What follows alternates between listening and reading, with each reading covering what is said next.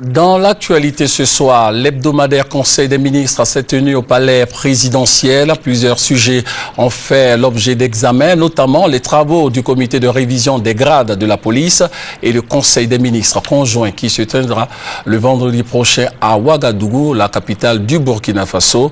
Viviane Agnima.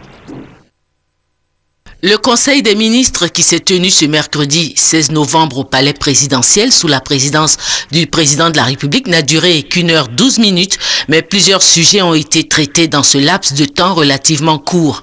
Toujours dans le souci de mettre la Côte d'Ivoire à jour des lois et règlements internationaux, 4 conventions internationales, dont celle sur la sécurité de la navigation maritime et celle sur la sécurité de la navigation aérienne en Afrique, ont été examinées et adoptées pour ratification. Le Conseil s'est aussi penché, entre autres, sur les résultats des travaux du comité de révision des grades qui avait été mis en place pour corriger les injustices intervenues dans les nominations antérieures et l'octroi des grades au niveau de la police. Et certaines personnes se sont senties brimées.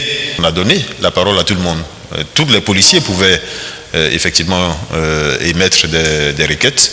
Et en l'occurrence, je vous ai dit qu'il y avait 424 requêtes donc,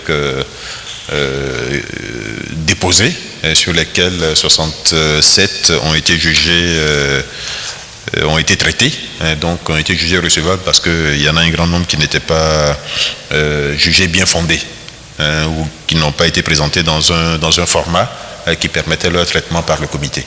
Le Conseil a aussi échangé sur le deuxième Conseil des ministres conjoint qui aura lieu au Burkina Faso ce vendredi 18 novembre et auquel prendra part la majorité des ministres du gouvernement ivoirien.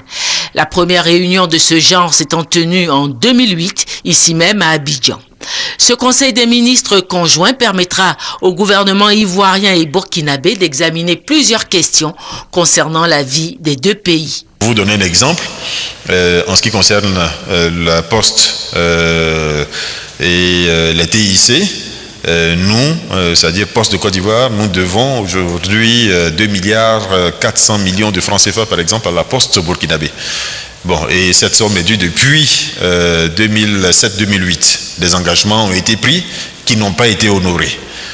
Donc, et malheureusement, la conséquence de cela, c'est que l'émission du mandat vers le Burkina, par exemple, est bloquée.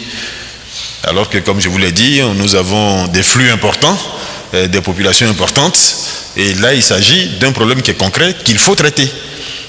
Il y a également, par exemple, le passage au niveau de la télévision de l'analogique au numérique.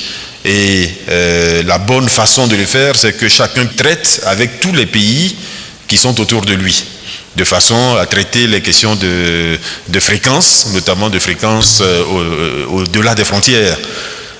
Et pour cela, il faut s'asseoir avec le pays tiers pour convenir de la façon de traiter cette question.